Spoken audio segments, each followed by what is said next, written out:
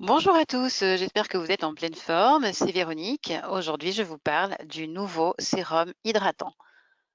Tout d'abord, quelques éléments à savoir sur notre peau. Notre peau contient de l'eau. Elle contient 20% de l'eau de notre organisme et 80% de cette eau est contenue dans le derme étant la couche que l'on trouve sous l'épiderme, le matelas de notre peau. C'est le derme qui va alimenter de manière continue l'épiderme en eau et à la surface de la peau, cette eau va s'évaporer. Si ce processus est normal, notre peau est normalement hydratée. Si ce processus est exagéré, notre peau sera déshydratée. Les facteurs qui vont provoquer une déshydratation cutanée sont les suivants: ne pas boire assez, l'apport hydrique insuffisant, ça on le dit souvent, l'exposition solaire excessive qui va vraiment abîmer la peau et la déshydrater, l'alimentation déséquilibrée aussi a un impact très important, bien sûr le vieillissement cutané, hein, au fil du temps la peau se déshydrate et puis certains traitements médicaux.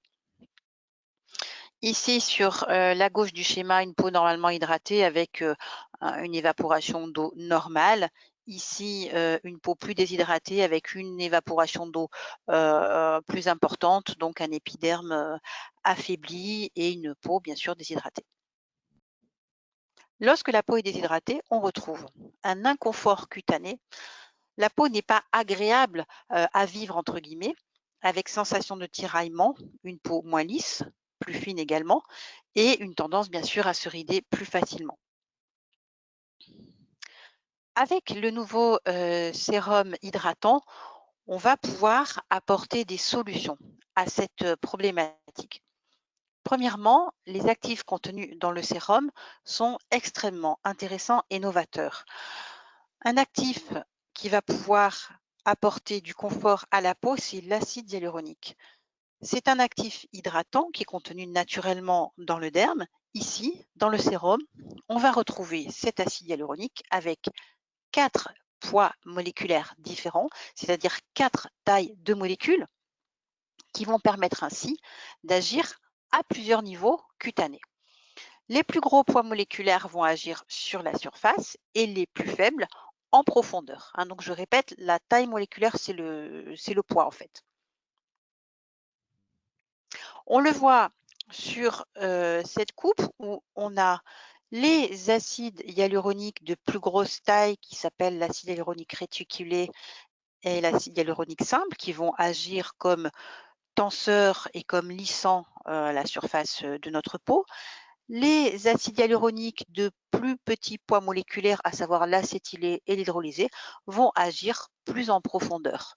Donc, un effet lissant tenseur en superficie, un effet hydratant plus en profondeur. On retrouve également, bien sûr, de l'aloe vera pour son effet hydratant, son effet apaisant, son effet régénérateur et je rajouterai son effet régulateur cutané. Du trémel en fuseau, qui est un champignon qui va produire sous son chapeau un acide hyaluronique végétal pour son effet lissant, des acides gras de noix de coco pour plus de douceur et du beurre de karité.